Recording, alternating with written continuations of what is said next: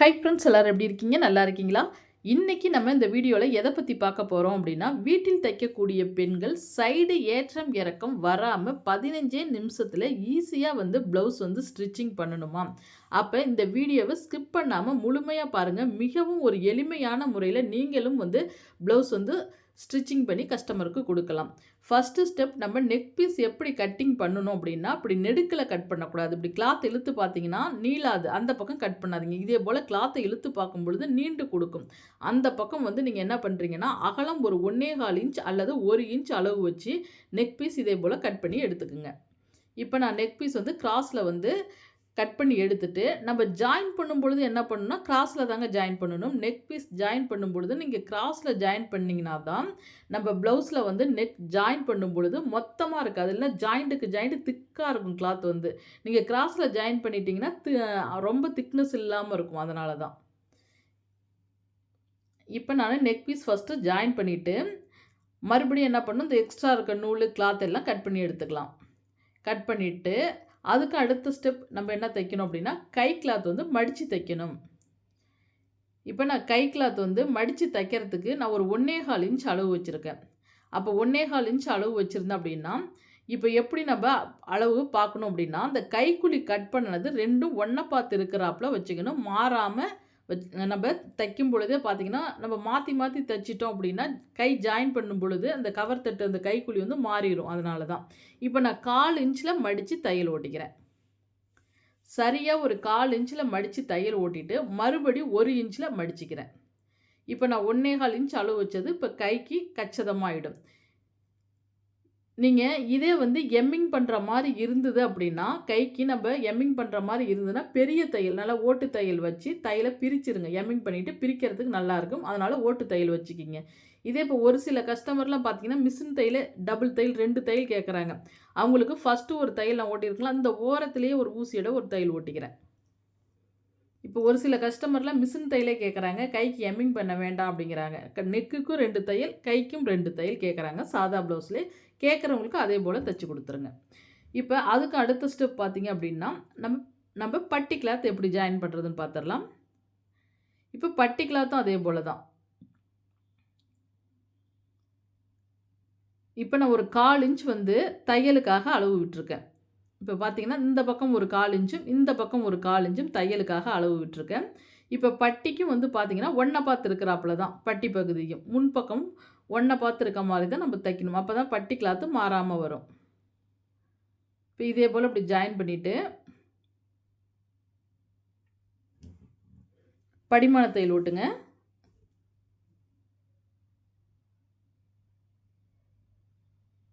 இதே போல் இப்படி படிமான தையல் போட்டுட்டு, அடுத்து மடித்து தையல் ஓட்டுங்க. அப்படியே மடித்து ஒரு 1/4 இன்ச்சில் தையல் ஓட்டிக்கலாம். அதே போல் இன்னொரு பட்டி கிளாத்லேயும் ஒரு 1/4 இன்ச் தையல் ஓட்டிக்கிறேன்.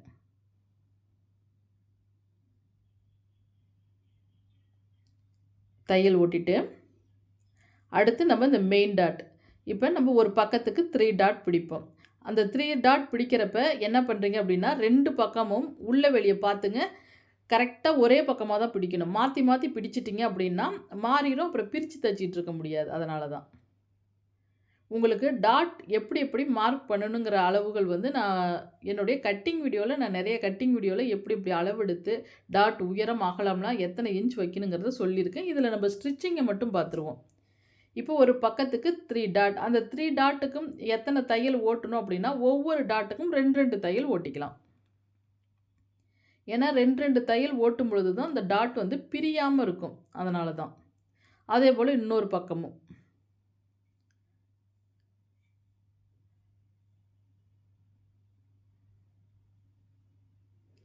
மெயினாக பார்த்தீங்க அப்படின்னா, நீங்கள் பெடல் மிஷினில் ஒரு நார்மல் ப்ளவுஸ் தைக்கிறீங்க அப்படின்னா, குறைந்தபட்சம் ஒரு 1/2 மணி நேரம் டைம் எடுக்கும். இதே நீங்கள் பவர் மிஷினு அல்லது கரண்ட் மிஷினில் தைச்சிங்க அப்படின்னா, நம்ம ஒரு ஈஸியான முறையில் ஒரு 1/4 மணி நேரம் 20 நிமிஷத்துலேயே ஈஸியாக ஒரு நார்மல் ப்ளவுஸ் நீங்கள் வீட்டில் தைக்கிறவங்களா இருந்தாலும் தைச்சி முடிச்சிடலாம். இப்போ இந்த டாட்டு எப்படி இருக்குன்னு பார்த்துருவோம். இப்போ கப் ஷேப் எடுப்பாக நல்லா இருக்குது பாருங்கள். அதுக்கும் அடுத்த ஸ்டெப் நம்ம பட்டி கிளாத்தை ஜாயின் பண்ணணும். இப்போ இந்த டாட்டுக்கு அடியில் இந்த பட்டி கிளாத்தை வச்சு அதுக்கு மேலே இந்த மெயின் டாட்டை இப்படி மடித்து விடுங்க. மடித்து விட்டு ஒரு 1/4 இன்ச்சில் தையல் ஓட்டிக்கிங்க. இப்படி இதே போல் 1/4 இன்ச்சில் தையல் ஓட்டி எக்ஸ்ட்ரா உள்ள பீஸரை கட் பண்ணிக்கணும். இப்போ நம்ம நூலை கட் பண்ணாதே இன்னொரு பக்கமும் பட்டி கிளாத் ஜாயின் பண்ணிக்குவோம். உள்ளே வெளியே கச்சிதமாக வருதா, அந்த பிசுறு வந்து நம்ம ஒரு 1/4 இன்ச் பிடிச்சு தைச்சா அந்த பிசுறு உள் பக்கமாக போகுதான்னு செக் பண்ணி தான் நீங்கள் தையல் ஓட்டணும்.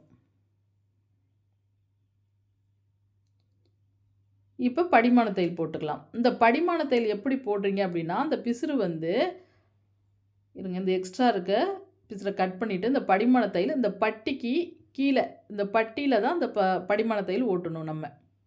நீங்கள் மேல் பக்கமாக போடாதீங்க, கீழ் பக்கமாக அந்த பட்டியிலேயே 1/4 இன்ச் அப்படியே பெரட்டி விட்டு அப்படியே அந்த 1/4 இன்ச்சில் அப்படியே தையல் ஓட்டிக்கிங்க. அதே போல் இன்னொரு பட்டி கிளாத்லேயும் இப்போ தையல் ஓட்டிட்டு காட்டுறோம் பாருங்கள். இப்போ நம்ம படிமான தையல் போட்டு முடிச்சாச்சுங்களா? படிமான தையல் போட்டுட்டு நம்ம கொக்கி பட்டிக்கும் வி பட்டிக்கும் அந்த உயரம் ஏற்றம் இறக்கம் இருக்கா, இல்லை அளவுகள் கரெக்டாக இருக்கான்னு செக் பண்ணி பார்த்துட்டு எக்ஸ்ட்ரா நூல் தெரிஞ்சாலும் பிசுறு எதாக இருந்தாலும் கட் பண்ணி இப்படி எடுத்துக்கங்க. இப்போ உங்கள் ஒவ்வொரு ஏரியாவில் லெஃப்ட் ரைட் வந்து மாறி மாறி வரும். கொக்கி பட்டியும் வி பட்டியும் பார்த்தீங்கன்னா மாறி மாறி வரும். உங்கள் ஏரியாவுக்கு தகுந்தபடி இது வச்சுக்கலாம் நம்ம வந்து. இப்போ எனக்கு வந்து பார்த்திங்கன்னா இடதுபுறம் நம்ம வந்து கொக்கி கட்டுற பக்கமும், வலதுபுறம் பார்த்திங்க அப்படின்னா கொக்கி மாற்றுற மாதிரியும் நான் வந்து ஸ்டிச்சிங் பண்ணிக்கிறேன். இப்போ ஜாயின் பண்ணிவிட்டு படிமான தையல் போட்டாச்சுங்களா? இப்போ ஃபஸ்ட்டு ஒரு மடிப்பு அந்த படிமான தையல் ஃபுல்லுமே உள்பக்கமாக தெரியணும். அதே போல் ஒரு மடிப்பு மடித்து அப்படியே தையல் ஓட்டிக்க வேண்டியதான்.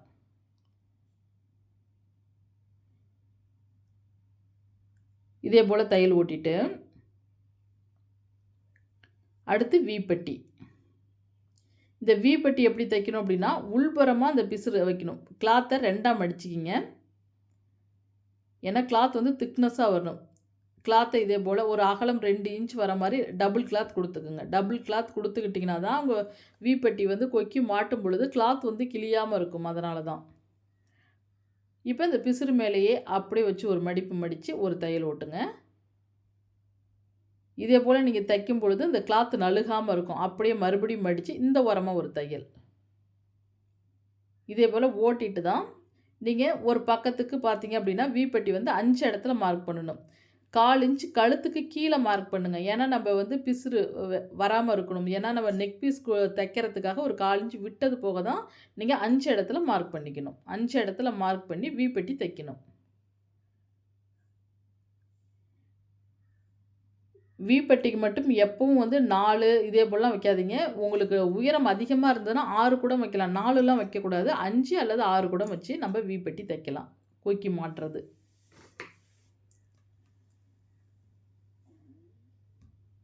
இப்போ அதுக்கடுத்து பார்த்தீங்க அப்படின்னா, கொக்கி பட்டி கிளாத்தையும் வி பட்டியும் உயரம் கரெக்டாக இருக்கான்னு பார்த்து இந்த எக்ஸ்ட்ரா வர பிசுரை கட் பண்ணிக்கணும். இப்போ இந்த எக்ஸ்ட்ரா வர பிசுரை நான் கட் பண்ணி எடுத்துக்கிறேன். கட் பண்ணிவிட்டு அதுக்கும் அடுத்த ஸ்டெப் நம்ம ஷோல்டர் ஜாயின் பண்ணணும். இப்போ இதே போல் வச்சு ஷோல்டர் ஜாயின் பண்ணிக்கலாம். உங்களுக்கு இந்த மெத்தடு படி தச்சு பாருங்கள். கண்டிப்பாக சைடு ஏற்றம் இறக்கம் வர ப்ராப்ளம் இருக்கவே இருக்காது. இப்போ நான் 2 பக்கமும் ஷோல்டர் ஜாயின் பண்ணிக்கிறேன்.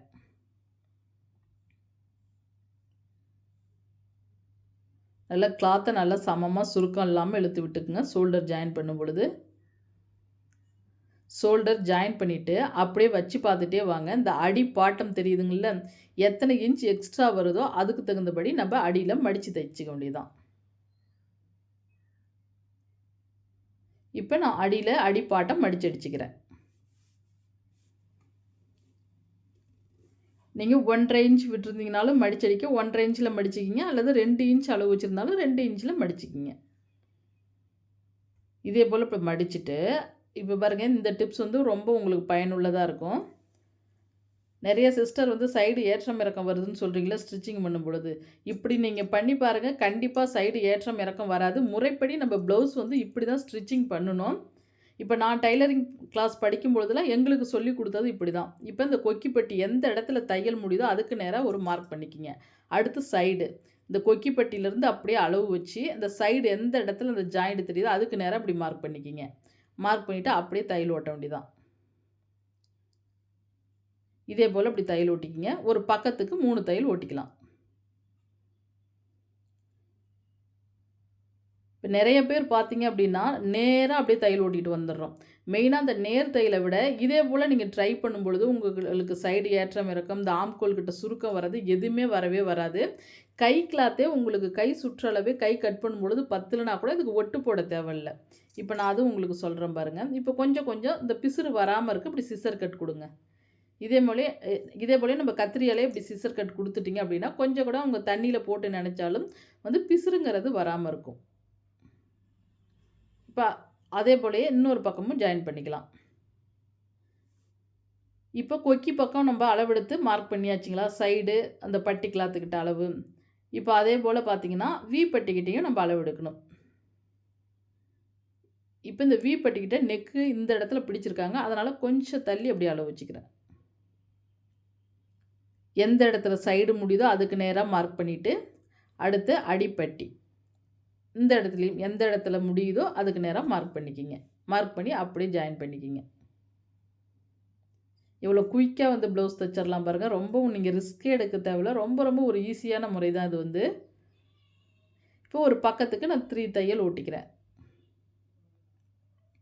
இதுலேயும் எக்ஸ்ட்ரா வர பிசுரை கட் பண்ணிவிட்டு கொஞ்சம் கொஞ்சமாக சிசர் கட் கொடுத்துக்குங்க.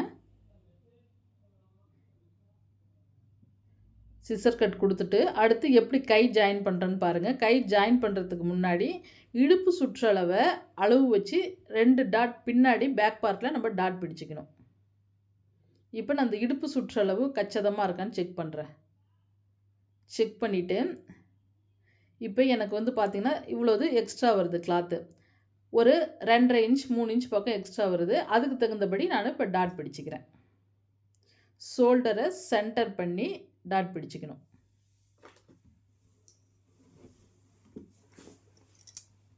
அதே போல் இன்னொரு பக்கமும் டாட் பிடிச்சிக்கிறேன்.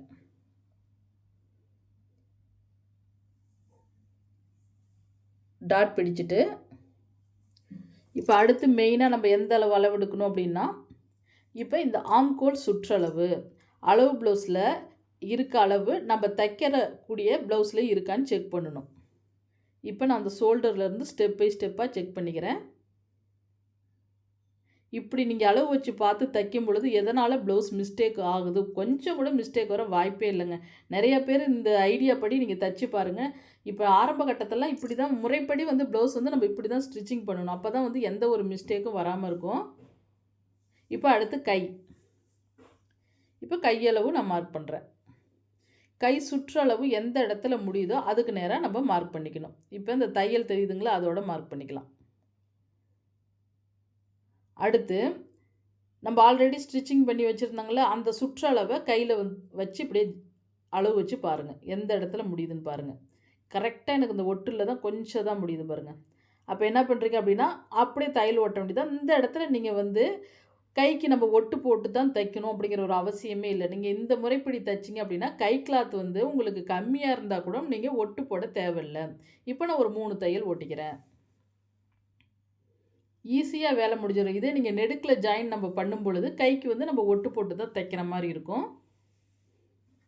அதே போல் இன்னொரு பக்கமும் கை கிளாத் ஜாயின் பண்ணிக்குவோம். இப்போ கை கிளாத் அப்படி 2ஆக டபுளாக மடித்து அப்படியே இந்த கை சுற்றளவை மார்க் பண்ணிவிட்டு அடுத்து பார்த்தீங்க அப்படின்னா நீங்கள் வந்து எப்படின்னா கொக்கி பெட்டி ஜாயின் பண்ணுறீங்கல்ல, ஃப்ரண்ட் பார்ட்டில் 2 தட்டு வருதுங்களா, கொக்கி பெட்டி வி பெட்டிக்கிட்ட ஆம்கோல் அந்தந்த அளவுக்கு தகுந்தபடி தான் நீங்கள் அளவு அகலம் வந்து அந்த சுற்றளவு அளவு வச்சு மார்க் பண்ணணும். அப்போ தான் நம்ம கை சுற்றளவு ஜாயின் பண்ணும்பொழுது கச்சிதமாக வரும். இந்த பக்கமும் நான் 3 தையல் ஓட்டிக்கிறேன். இப்போ கொஞ்சம் கொஞ்சம் சிசர் கட் கொடுத்துக்குங்க பிசுறு வராமல் இருக்கிறதுக்காக. இப்போ அப்படியே கையை திருப்பிக்கலாம். திருப்பிட்டு இப்போ இந்த ஜாயிண்ட் எந்த இடத்துல தெரியுதோ பாருங்கள், இதே போல் வச்சு அந்த கைக்குழியும் மாறாமல் அப்படி வச்சுக்கிங்க. அப்படியே உள் பக்கமாக விட்டு பாருங்கள், இதே போல் வைங்க. அப்படியே 2 ஜாயிண்ட்டையும் ஒன்றா வச்சு அப்படியே சுற்றி நம்ம டபுள் தையல் ஒட்டிக்க வேண்டியதான், அவ்வளோதான். இப்படி நீங்கள் கை ஜாயின் பண்ணி பாருங்கள். கண்டிப்பாக வந்து கைக்கு சுருக்கம் வர்றது இல்லது ப்ராப்ளம் வரதெல்லாம் வரவே வராது. அப்படியே அவங்க ப்ளவுஸ் போடும் பொழுது அந்த ஆம்கோலில் வந்து கச்சிதமாக அந்த ஜாயிண்ட் வந்து உட்காந்திக்கும். மெயினா நீங்க நார்மல் ப்ளவுஸ்க்கு ஒண்டி இதே போல ட்ரை பண்ணுங்க. எதனால இப்படி சொல்றேன் அப்படின்னா, இப்ப வந்து லைனிங் ப்ளவுஸா இருந்துச்சுன்னா, நீங்க நெடுக்கிலே தையல் ஓட்டிக்கிங்க. இப்ப சாதா ப்ளவுஸ் வந்து மெயினா வந்து கஸ்டமர் தைக்கிறாங்க அப்படின்னா, ரொம்ப நாளைக்கு இந்த கிளாத் வரப்போறது கிடையாது. இப்ப இதே லைனிங் ப்ளவுஸ்ன்னு நீங்க எடுத்துக்கும் பொழுது, நேரா தையல் ஓட்டிட்டீங்கன்னா, ஒரு சிலர் 2 வருஷம், 3, 4 வருஷம் கூட வச்சிருந்து போடுவாங்க. அப்ப அவங்க வந்து கிளாத்தே பத்தலனா கூட அப்படியே நெட்டுக்கு தையல பிரிச்சு விட்டுருவாங்க. இதுல என்ன வருதுன்னா, இந்த ஆம்கோல்ட்ட கை வெட்டுற மாரி இருக்கும் பொழுது பார்த்தீங்க அப்படின்னா, அவங்களுக்கு வந்து தையல் பிரிக்கிறதுக்கு ஈஸியா இருக்காதுங்கிறதுக்காக தான் இப்ப நம்ம நெடுக்க தையல் ஓட்டுறோம். ஆனா முறைப்படி வந்து நம்ம இப்படி தான் ஸ்டிச்சிங் பண்ணணும். இப்படி நம்ம ஸ்டிச்சிங் பண்ணும்பொழுது, கஸ்டமருக்கு ப்ளவுஸ் வந்து அவ்வளோ ஒரு சூப்பரா இருக்கும். இப்ப ஆரம்ப கட்டத்தில எங்களுக்கு அவங்க சொல்லிக் குடுத்த முறை வந்து இதுதான். அப்பலாம் ப்ளவுஸ்ல எந்த ஒரு மிஸ்டேக்கும் வரல. இந்த சைடு ஏற்றம் இறக்கம் வர ப்ராப்ளம் வந்ததே கிடையாது. இப்ப நம்ம நெடுக்கு தையல் ஓட்டுறதுனால தான் இந்த சைடு ஏற்றம் இறக்கம் பார்த்தீங்க அப்படின்னா, இந்த ஜாயிண்ட் மாறி மாறி போறது அந்த ப்ராப்ளம்லாம் அடிக்கடி வருது. அவ்வளோதான். இப்ப பாருங்க எவ்வளோ சூப்பரா சைடு ஏற்றம் இறக்கம் எதுவுமே வரல பாருங்க. ஃபினிஷிங்கும் சூப்பரா இருக்கும். கண்டிப்பா உங்களுக்கு ஒரு டைமாவது நீங்க இதே போல தச்சு போட்டு பாருங்க. உங்க ப்ளவுஸ முதல்ல தச்சு போட்டு பாருங்க. எவ்வளோ சூப்பரா இருக்குன்னு. நான் வந்து சாதா ப்ளவுஸ் எனக்கு தைக்கும் பொழுது இதே போல தான் நான் தச்சுக்குவேன். மெயினா லைனிங்க்கு மட்டும் நெடுக்கு தையல் ஒட்டிக்குவேன். நார்மலா சாதா ப்ளவுஸ் தைக்கும் பொழுது இத தான் நான் ட்ரை பண்ணுவேன். அடுத்து நம்ம நெக் பீஸ் ஜாயின் பண்ணிக்கலாம். இப்ப நெக் பீஸ் வந்து மேல் பக்கமா இப்ப கொஞ்சமா மடிச்சுக்கிங்க. பிசுறு தெரியாம இருக்கிறதுக்கு ஒரு 1/4 இன்ச்ல மடிச்சு மேல் பக்கமா தையல் ஓட்டிட்டு வாங்க. ஏன்னா மேல் பக்கமா தையல் ஓட்டிட்டு, அப்புறம் ஒரு 1/4 இன்ச்ல மடிச்சு கொஞ்சம் ஒரு தையல் ஓட்டணும். அப்புறம் உள்புறமா மடிச்சுக்கலாம். அவ்வளோதான். நெக் பீஸ் நமக்கு ஈஸி தான். நெக் பீஸ் தைக்கும் பொழுது, அந்த கிளாத்த பிடிச்சு இழுக்காதீங்க. அடியிலயும் இழுக்கக்கூடாது. மேல கிளாத்தையும் பிடிச்சு இழுக்காதீங்க. ஒரு சிலர் பார்த்தீங்கன்னா, இழுத்து இழுத்து தைக்கிறதுனால தான் அந்த நெக்கு கிட்ட பார்த்தீங்கன்னா, சுருக்கம் சுருக்கமா வரது. அதனால கிளாத்த பிடிச்சு இழுக்காம அப்படியே மீடியமா தச்சுட்டே வாங்க. இப்ப கொஞ்சம் விட்டு கட் பண்ணுங்க. இப்ப நான் ஒரு 1/4 இன்ச்ல மடிச்சுக்கிறேன். பாருங்க இந்த அளவுக்கு ஒரு 1/4 இன்ச்ல அப்படியே மடிச்சு தையல் ஓட்டிக்கலாம்.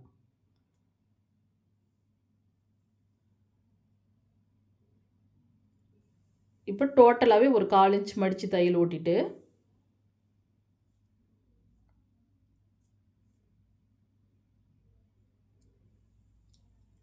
நீங்க இந்த நெக் பீஸ் வந்து கட்டிங் பண்ணும்பொழுது, அகலம் 2 இன்ச்சு, 1 1/2 இன்ச்லாம் வச்சு கட்டிங் பண்ணிட்டீங்கன்னா, உள்ள வந்து உங்களுக்கு பிசுறு அதிகமா தெரியும். நீங்க ஒரு 1 1/4 இன்ச், 1 இன்ச் மட்டும் அகலம் வச்சு கட்டிங் பண்ணும்பொழுது, இப்ப உள்பக்கம் பிசுறு பாருங்க அதிகம் தெரியல பார்த்தீங்களா? பிசுறு உள்பக்கம் எனக்கு தெரியல அப்படின்னா, அப்படியே மறுபடியும் நீங்க ஒரு மடி மடிச்சுக்கலாம். மறுபடியும் அப்படியே ஒரு 1/4 இன்ச்ல நான் மடிச்சு தையல் ஓட்டிக்கிறேன். நெக்குக்கு மட்டும் ஒரு 1/2 இன்ச்லாம் மடிச்சிடாதீங்க. அசிங்கமா இருக்கும். ஒரு 1/4 இன்ச் மடிச்சு தையல் விட்டுருங்க. அதுதான் பார்க்க ஃபினிஷிங் நல்லாயிருக்கும்.